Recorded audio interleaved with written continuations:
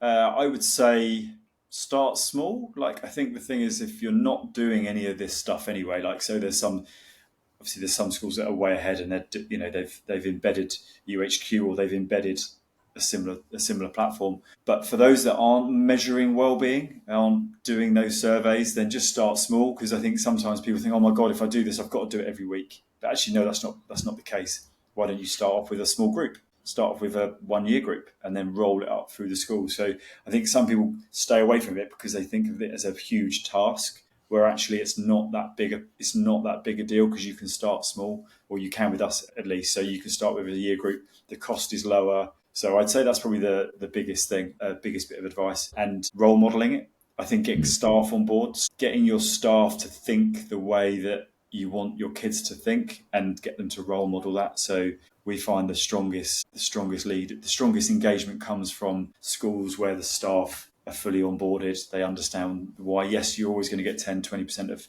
teachers that don't necessarily believe in something as much as what you do. But that whole onboarding process, we do that for you, or we can help you with that. Obviously, we can't be in the school, but we offer training and everything with all of our packages. So yeah, I would say those are the two sort of key things. Start small and make sure you do everything you can to onboard your staff into that process.